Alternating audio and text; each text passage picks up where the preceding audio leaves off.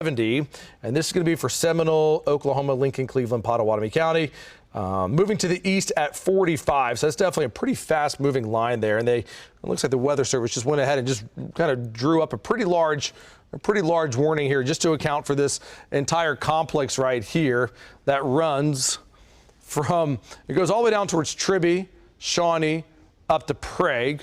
Watching this here, moving to the east here. So storm system right now, the strongest winds up inside the storm may be closer to what I was just showing you just moments ago over by Choctaw and Harrah. And so right along 62. See how it's going to be just a few miles southwest of Harrah. The hail sizes, let me look at the hail inside of this. There's obviously going to be some hail. It's warned for quarters. I don't see anything that looks like it should be really anything larger than quarters right now that we have here. Let me switch radar sources. Let me go over to the station radar. The most intense, this most intense line right here is going to be right on top of 62. And so this is, let's see here. It's kind of that cell that popped up over Moore is basically joined up with this. So let's see here as that's moving up to the northeast. New warning. Again, it's going to be this larger one that goes all the way out towards Meeker and towards Prague, Moore, Tinker, Del City, Norman. The storm is east of you now, so we're doing all right. Yeah, the storm is kind of, it's the way that it is on the radar. It's just a kind of a long line right here. Tornado risk is nothing that really concerns me at all with this. The storm does have outflow that's coming out from it. And so the tornado risk on a scale of 1 to 10, it's going to be at a 1 right now with this. There are going to be some areas of hail that's mixed inside of this. You've been hearing from Buck. You've been hearing from Michael, where they're saying, hey, we just drove through. It sounded like there was some pea-sized hail that was mixed in with that. The winds are going to be up inside of that as well, that are going to be a bit gusty. Again, this is an area, though, that just a few hours ago was just impacted pretty significantly by quite a hailstorm there.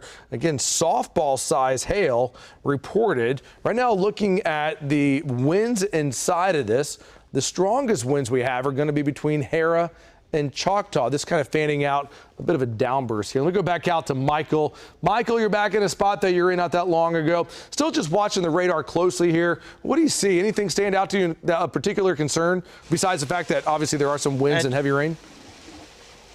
Yeah, I think that small area of wind that's like, it's the thing I would say is it's almost right on top of Harrah. Like, it's pretty much right on top of Harrah, right? So, but in the last couple of radar scans, that velocity has decreased just a little bit over Harrah. So I'm hoping that it's just like a quick pulse upward and then it comes right back down.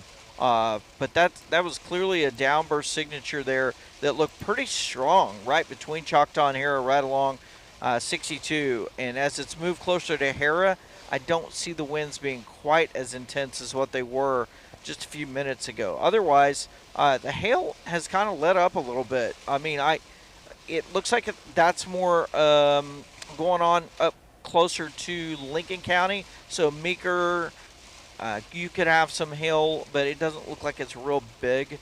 But the overall, the core is not as intense now. So that's a good sign that it has trended down here where we're at along I-40, just on the south side of Choctaw and Harrah.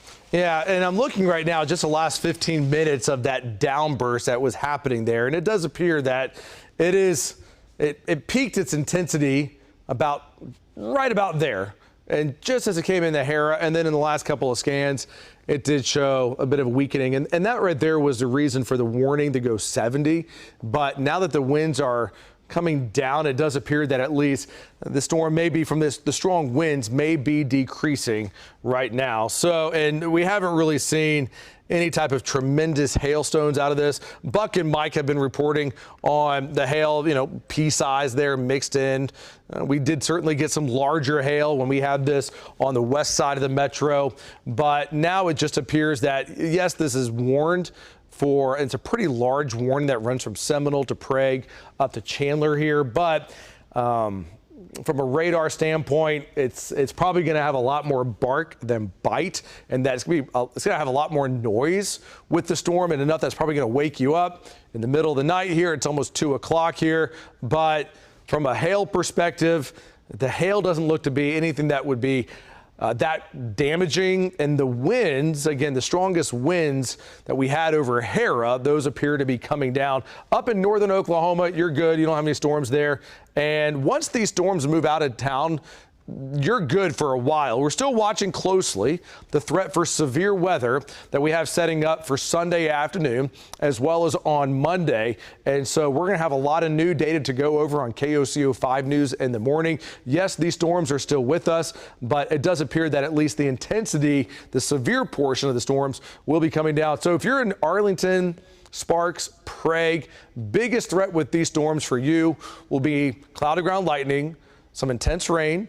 The winds are still going to be up there in the range of more like 40 to 55 miles per hour. We'll watch it, see if there's any flare-ups of anything stronger with this. Let me just do one last look at velocity here before we wrap this up. But it does appear that the part of the storm that was the most significant over by Hera is certainly showing signs of beginning to, the winds are beginning to come down. Still noisy, but the strong, intense winds are beginning to decrease. So we're going to continue to watch it. Should we need to jump back on, we certainly will. Right now, though, it's an intense storm, but the outflow that's coming out of this will help keep the risk for severe weather, at least the threat for tornadoes, as low as it can get. Keep it with KOCO 5 News. We'll bring you the first alert.